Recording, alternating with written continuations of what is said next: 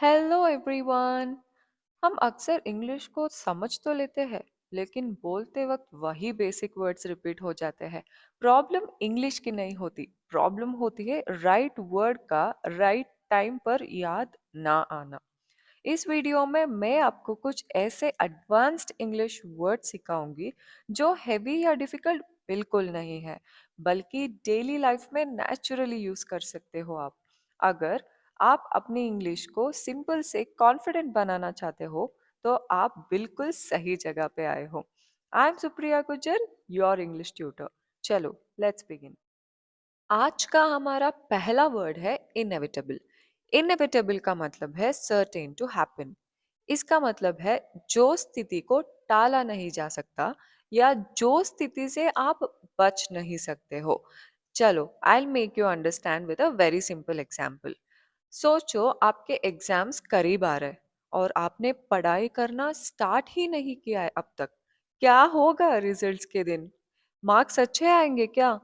बिल्कुल नहीं। इसी स्थिति को आप इनएविटेबल बोलते हो। मतलब failure is inevitable if you don't study now. अगर आपने पढ़ाई करना अभी से शुरू नहीं किया, तो आपको फेल होने से कोई भी नहीं बचा सकता।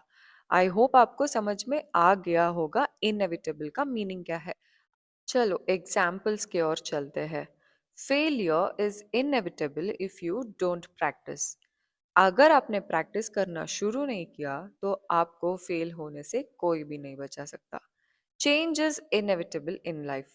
बदलावन को आप कभी भी रोक नहीं सकते हो। बदलावन एक इनएविटेबल प्रोसेस है लाइफ का। आई होप आपको समझ में आ गया होगा। हमारा अगला वर्ड है वर्सेटाइल। वर्सेटाइल का मतलब होता है able to do many things. मतलब जो व्यक्ति को बहुत सारा काम आता हो, जैसे कि वो एक ऑलराउंडर हो। चलो मैं आपको एक रियल लाइफ एग्जांपल देके बताती हूँ, जो आपके आंखों के सामने ही होते हैं। कौन? आपकी मम्मा, जिसको हर काम आता है, जैसे कि वो एक ऑलराउंडर हो घर में। माँ एक बहुत अच्छी शेफ होती है, जो टेस्टी टेस्टी खाना बनाती है हमारे लिए। माँ अच्छे से साफ सफाई करती है घर का।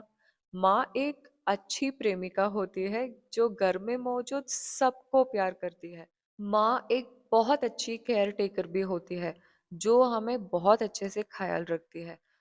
अगर वो एक वर्किंग वुमन हो, तो वो एक बहुत अच्छी एम्प्लॉय भी होती है। अरे बाप रे, लिस्ट तो खत्म ही नहीं हो रही है।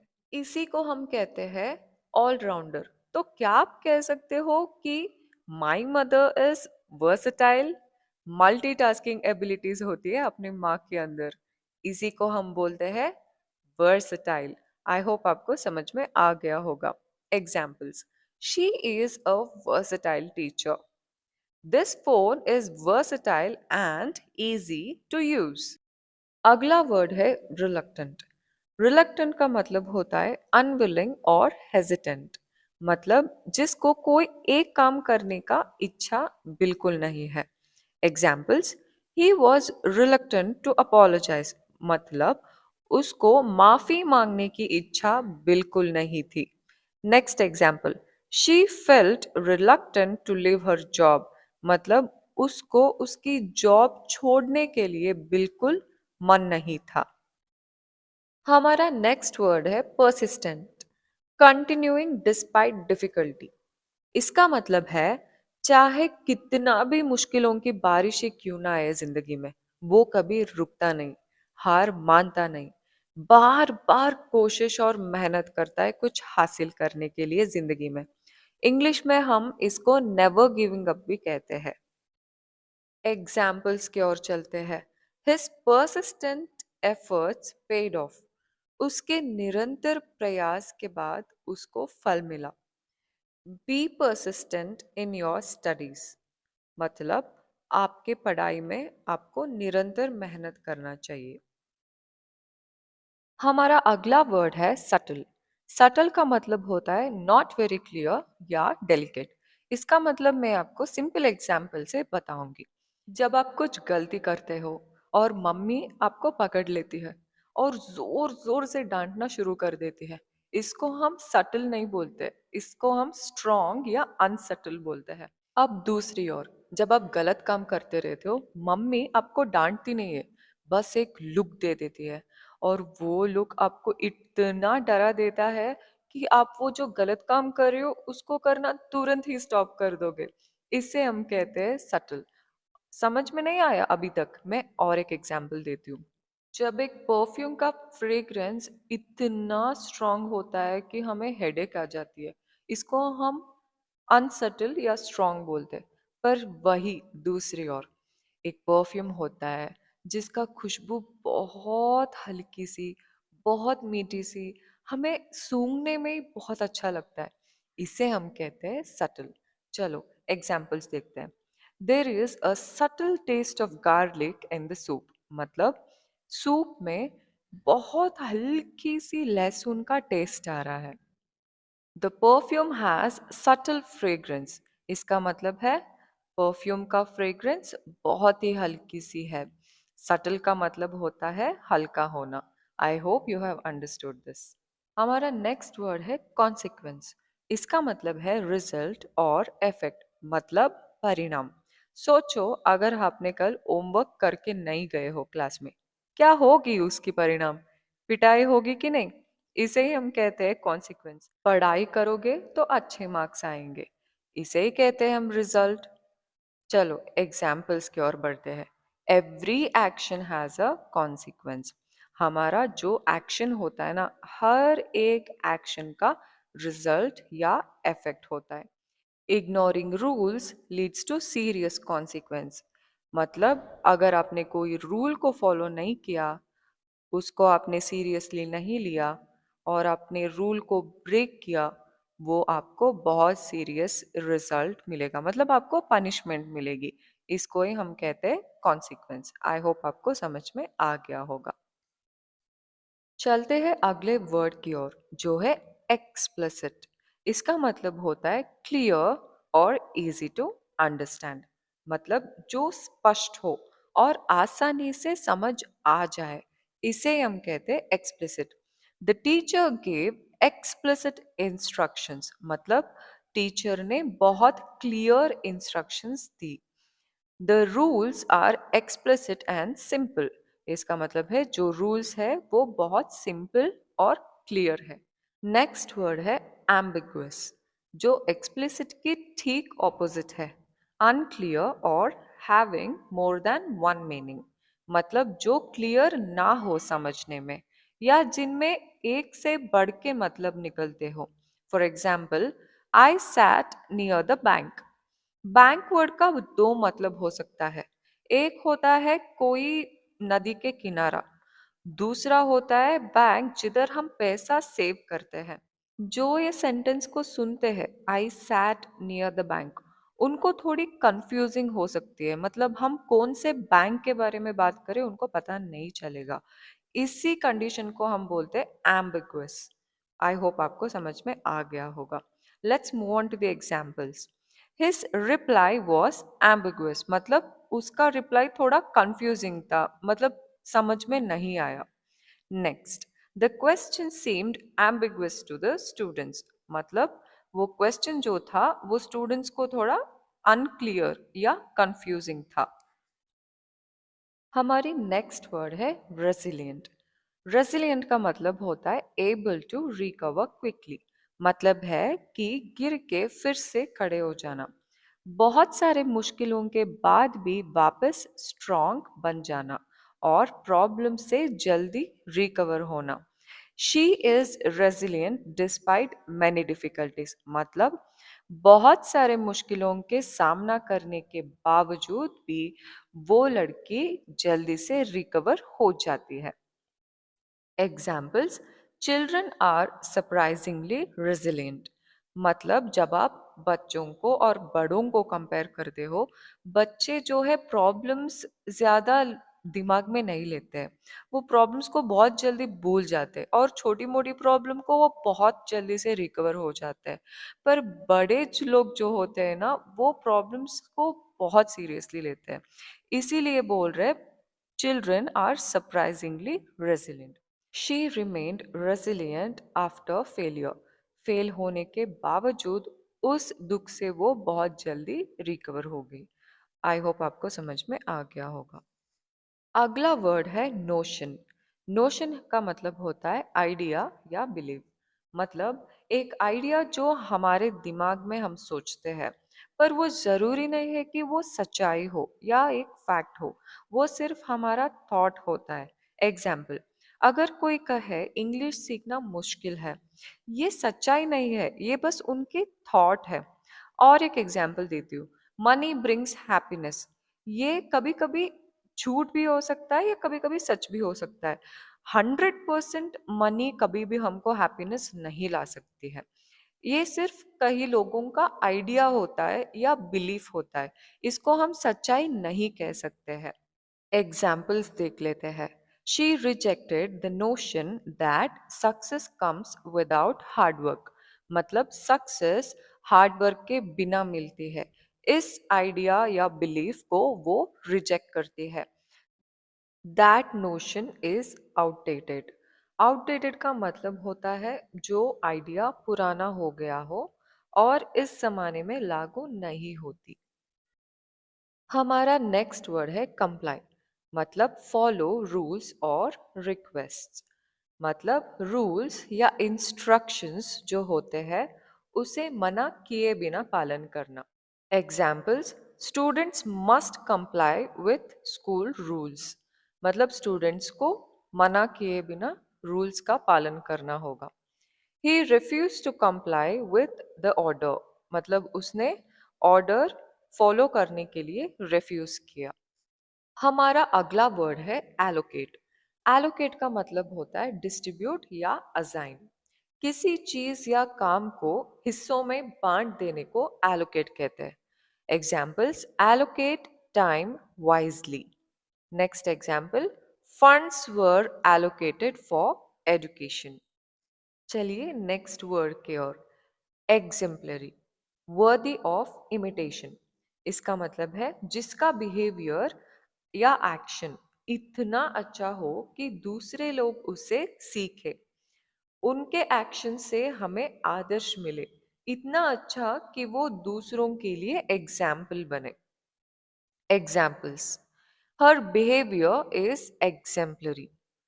He received an award for exemplary service.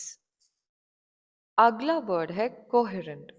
Coherent का मतलब होता है लॉजिकल एंड क्लियर। जब बातें क्लियर हो और एक दूसरे से लॉजिकली जुड़े हो। एग्जाम्पल, अगर मैं बोलूं मुझे इंग्लिश सीखना है पर मुझे भूख लगी है, आज मौसम खराब है और मुझे प्यास लगी है। कुछ लॉजिकल लगा आपको इस सेंटेंस में? मैं पहले सेंटेंस में कुछ और बोल रही हूँ, दूसरे सेंटेंस में कुछ और बोल रही हूँ, तीसरे और चौथे में तो कुछ और ही बोल रही हूँ। तो इस ये जो सेंटेंस है, ये एक दूसरे से लॉजिकली जुड़े नहीं हैं। पर अगर मैं कहूँ वो डेली इंग्लिश में बोलना प्रैक्टिस करती है, ग्रेजुअली उसका कॉन्फिडेंस बढ़ रही है और वो फ्लुएंट इंग्लिश बोल पा रही है। अभी जो एग्जाम्पल मैंने लिया वो ऐसा लग रहा है कि वो लॉजिकली जुड़े हो। आपको समझ में आ रही है? इसे हम कहते हैं कोहेरेंट। चलो एग्जाम्पल्स की ओर बढ़ते हैं। She gave a coherent explanation. मतलब उसका एक्सप्लेनेशन लॉजिकल था और बहुत क्लियर था। The essay was well structured and coherent. Next word is scrutiny, which means examine closely. इसका मतलब होता है छोटे छोटे डिटेल्स तक को डीपली ध्यान से एग्जामिन या चेक करने को हम स्क्रूटनी बोलते हैं। Example, the answer sheets were under strict scrutiny. इसका मतलब है जो आंसर शीट्स को करेक्शन किया गया है ना, उसको बहुत ही स्ट्रिक्टली करेक्शन किया गया है। लाइक छोटी छोटी डिटेल्स को भी ध्यान में रख के करेक्शंस किया गया है। एग्जाम्पल्स की ओर चलते हैं। The manager scrutinised the report. Always scrutinise facts before believing. मतलब मैनेजर ने रिपोर्ट को बहुत ही अच्छे से चेक किया है, छोटे छोटे डिटेल्स को मायने में रखते हुए चेक किया है। और नेक्स्ट एग्जाम्पल का मीनिंग है, जब आप कोई ट्रुथ को बिलीव करते हो, उसके पहले आपको बहुत ध्यान से चेक करना होगा कि वो ट्रुथ बिल्कुल 100% ट्रू है या नहीं।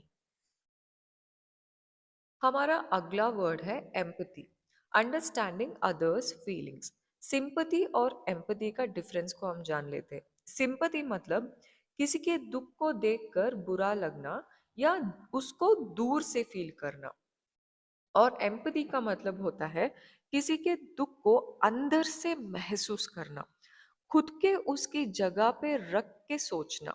इसे हम कहते हैं empathy. Examples, teachers should show empathy मतलब टीचर्स को सिर्फ दूर से बच्चों को फील नहीं करना है, बच्चों के पोजीशन पे खड़े होके देखना है कि बच्चे क्या महसूस कर रहे हैं। इसे हम बोलते हैं एम्पथी। एम्पथी इंप्रूव्स रिलेशनशिप, संबंध एम्पथी से बढ़ते हैं। नेक्स्ट वर्ड है प्लॉसिबल, सीम्स रीजनेबल और लाइकली। जो बात सच लगती हो और जिसका सच होना पॉसिबल हो सकती है, कंफर्म नहीं, ओनली पॉसिबिलिटी हो सकती है। फॉर एग्जाम्पल, समझो कि आप क्लास को लेट हो गए हो और टीचर आपको पूछती है रीजन क्या है लेट होने का, और आप बोलते हो कि मैम ट्रैफिक जैम में फंस गई थी। तो टीचर को क्या लग सकती है, मतलब उसको लग सकती है हाँ, मे बी आप फंस गए होगे ट्रैफिक में, और मे नॉट। सो इसी सिचुएशन को हम प्लॉसिबल बोलते हैं, मतलब वो सच भी हो सकता है, पॉसिबल हो सकता है, पर कंफर्म नहीं होता कि वो रियल है या नहीं। एग्जाम्पल्स देख लेते हैं। हिज एक्सक्यूज साउंडेड प्लॉसिबल, उसका एक्सक्यूज जो है वो प्लॉसिबल लग रहा था, मतलब वो रियल हो भी सकता है या झूठ भी हो सकता है, मे और may not. That explanation is quite plausible. Next word है refine, improve by making small changes. इसका मतलब है किसी चीज को छोटे छोटे बदलावन से बेटर बनाना या कोई रफ सरफेस को smooth banana. For example carpentry, carpenter क्या करता है, जो वुड होता है ना उसका जो रफ सरफेस है उसको स्मूथ बनाता है। रिफाइन का मतलब ये भी होता है कि आप छोटे छोटे हैबिट्स को अपने लाइफ में आजमा के आप खुद को बेटर बना रहे हो डेली। चलो एग्जाम्पल्स देख लेते हैं। She refined her speaking skills, the draft needs refinement. हमारा अगला वर्ड है रीइंफोर्स, स्ट्रेंथन और सपोर्ट। इसका मतलब होता है किसी चीज को या किसी व्यक्ति को सपोर्ट देकर और भी मजबूत बनाना। एग्जाम्पल्स, प्रैक्टिस रीइंफोर्सेस लर्निंग, प्रैक्टिस क्या करती है, लर्निंग को मजबूत करती है। The lesson reinforced good habits, जो लेसन टेक्स्ट बुक्स में होती है वो गुड हैबिट्स को और ज्यादा सपोर्ट देता है मजबूत बनने के लिए। नेक्स्ट वर्ड है आर्टिकुलेट, एक्सप्रेस क्लियरली। मन में जो बात होती है उसे क्लियरली और कॉन्फिडेंटली एक्सप्रेस करने के लिए हम आर्टिकुलेट का वर्ड यूज कर सकते हैं। Example, he is articulate in English, मतलब वो इंग्लिश में बहुत क्लियर और कॉन्फिडेंट है। Next example, she articulated her thoughts well, मतलब उसके मन में जो भी थॉट्स या आइडियाज था उसने क्लियरली और कॉन्फिडेंटली एक्सप्रेस किया। हमारा नेक्स्ट वर्ड है कॉन्स्ट्रेंट, लिमिटेशन और रेस्ट्रिक्शन। मतलब कोई एक चीज जो हमारे काम या चॉइस को आजादी से करने को रोक रहा हो, इसे हम कहते हैं constraint. Examples, time is a major constraint, मतलब जब आप एग्जाम में आंसर्स लिख रहे होते हो, आपको आंसर्स पता होता है पर आपको टाइम मैनेजमेंट करना नहीं आता है, तब आप क्या होगा, क्वेश्चंस को अटेंड किए बिना आंसर को खाली छोड़ के आ जाओगे। तो उस टाइम पे क्या हुआ, time became your major constraint. Financial constraints affect decisions, मतलब आपको कुछ काम करने का मन है पर आपके पास पैसा नहीं है, वही एक लिमिटेशन बन जाएगा। नेक्स्ट वर्ड है comprehensive, complete and covering everything, जिसको हम संपूर्णता बोल सकते हैं, जिसमें सब कुछ शामिल होती है। जैसे कि आप स्कूल में एग्जाम्पल लो, marks cards, comprehensive report card या होलिस्टिक रिपोर्ट कार्ड जो हम बोलते हैं, स्टूडेंट्स के परफॉर्मेंस, हर परफॉर्मेंस के बारे में इंफॉर्मेशन होता है, ना सिर्फ पढ़ाई बल्कि स्पोर्ट्स, कल्चरल एक्टिविटीज, बिहेवियर, शारीरिक डेवलपमेंट और मानसिक डेवलपमेंट। सिर्फ पढ़ाई के ऊपर फोकस किए बिना एक बच्चा हर एक फील्ड में, हर एक चीज में डेवलपमेंट होना चाहिए। ऐसे मार्क्स कार्ड्स को प्रिपेयर किए जाते हैं। इसको हम होलिस्टिक या कॉम्प्रहेंसिव, कॉम्प्रहेंसिव का मतलब है जिसमें सब कुछ शामिल हो, इसे हम कहते हैं comprehensive. Example, the course is comprehensive, she gave a comprehensive answer. Next word is intricate, very detailed और कॉम्प्लेक्स। बहुत छोटी छोटी डिटेल्स होती है किसी चीज में या किसी टॉपिक में। जैसे कि फॉर एग्जाम्पल, ज्वेलरी डिज़ाइन में बहुत छोटे छोटे डिज़ाइंस होते हैं जो थोड़ा नोटिस करने में बहुत मुश्किल हो जाती है। इसको हम बोल सकते हैं इंट्रिकेट, मतलब बहुत ही इन डिटेल, बहुत ही नोटिस ही नहीं किया जा सकता, उतना डेप्थ होता है। Examples, the design is intricate, grammar rules can be intricate, grammar rules बहुत डीप, बहुत डिटेल्ड और कॉम्प्लेक्स हो सकती है। Let us move on to the next word, that is obsolete, no longer in use। जो चीज पुरानी या आउटडेटेड हो गई है, जो चालती में नहीं है। आप एग्जाम्पल के तौर पे टाइपराइटर्स को ले सकते हो। पहले ज़माने में टाइपराइटर्स को बहुत ही यूज़ किया जाता था हर एक फील्ड में, पर आजकल कौन ही टाइपराइटर्स यूज़ करते हैं, तो आप टाइपराइटर्स को ऑब्सोल्यूट मशीन करके बोल सकते हो। Examples, this technology is absolute, मतलब ये जो टेक्नोलॉजी है वो चालती में नहीं है। Old methods have become absolute, मतलब जो भी ओल्ड मेथड्स है वो अभी चालती में नहीं है। The next word is prominent, important और वेल नोन। जो चीज या व्यक्ति सबसे ज्यादा नोटिस हो या जो सबसे ज्यादा इम्पोर्टेंट या फेमस हो, इसे हम कहते हैं prominent. Examples, she is a prominent speaker, मतलब वो बहुत इंपॉर्टेंट या वेल नोन स्पीकर है। The issue became prominent, issue का मतलब होता है प्रॉब्लम, प्रॉब्लम बहुत ही प्रोमिनेंट हो गया, मतलब बहुत इंपॉर्टेंट या नोटिसेबल हो गया। The next word is feasible, possible and practical. जो काम करना संभव हो या मुमकिन हो, इसे हम कहते हैं feasible। The plan is feasible, मतलब वो जो प्लान है वो feasible है, मतलब प्रैक्टिकली पॉसिबल है। Is this solution feasible? अगला वर्ड है कल्टीवेट, मतलब डेवलप और नर्चर। किसी चीज को केयर और मेहनत से ग्रो या डेवलप करना। जैसे कि फार्मर बीज उगाता है, वैसे ही हम अच्छे हैबिट्स और स्किल्स कल्टीवेट मतलब डेवलप करते हैं। लगता है आपको रिफाइन और कल्टीवेट के बीच में थोड़ी कंफ्यूजन हो रही होगी। Don't worry, I will give a clarification. किसी चीज को शुरू से डेवलप करने को हम कल्टीवेट बोलते हैं, और जो चीज पहले से होता है उसको और ज्यादा बेटर, क्लियर या पॉलिश करने को हम रिफाइन कहते हैं। I hope you have understood. Examples की ओर बढ़ते हैं। कल्टीवेट गुड हैबिट्स, मतलब हमें अच्छे हैबिट्स को शुरू से डेवलप करना है। Next, teachers cultivate confidence in the students, मतलब टीचर्स को स्टूडेंट्स के अंदर कॉन्फिडेंस को बिल्ड करना है। अगला वर्ड है एंडोर्स, मतलब अप्रूव और सपोर्ट। किसी भी आइडिया, पर्सन या प्रोडक्ट को ओपनली समर्थन या मंजूरी देना, इसे हम बोलते हैं एंडोर्स। मतलब जैसे एडवर्टाइजमेंट में एक्टर्स जो है प्रोडक्ट्स को एंडोर्स करते हैं, मतलब वो अप्रूवल देते हैं, इसे हम बोलते हैं endorsement. Examples, the principal endorse the idea. Next one is, I endorse this method of teaching. The next word is negligent, मतलब केयरलेस या इररिस्पॉन्सिबल। इसको हम लापरवाही दिखाना बोलते हैं। Examples, he was negligent in his duties. Next one, negligent behaviour causes problems. हमारा अगला वर्ड और लास्ट वर्ड है prioritize. Decide what is important, मतलब कामों को इम्पोर्टेंस के हिसाब से अरेंज करना। फॉर एग्जाम्पल सोचो कि एग्जाम करीब आ रहे हैं और आप फर्स्ट इम्पोर्टेंस किसको देंगे, पढ़ाई को या टीवी देखने को? ऑब्वियसली पढ़ाई को दोगे। इसे ही हम कहते हैं सिचुएशन के अकॉर्डिंग इम्पोर्टेंट काम को फर्स्ट में रखना। For examples, prioritize your goals, अपने गोल्स को फर्स्ट पोजीशन दो।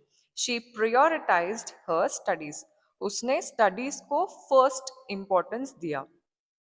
आपने देखा ना दोस्तों, एडवांस्ड इंग्लिश का मतलब हैवी इंग्लिश नहीं होता। सिर्फ एक बेटर वर्ड और एक सेंटेंस का इम्पैक्ट आपका इम्प्रेशन ही बदल जाता है। अगर आज ये जो वर्ड्स मैंने आपको सिखा के दिया है वो आपको काम का लगे ना, तो डेफिनेटली ये वीडियो सक्सेसफुल है।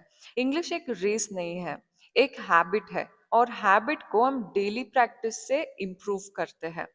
अगर आपको ये वीडियो अच्छी लगी हो तो प्लीज लाइक, सब्सक्राइब और शेयर जरूर करना। कल मिलेंगे फिर से नए टॉपिक के साथ। Thank you very much for watching.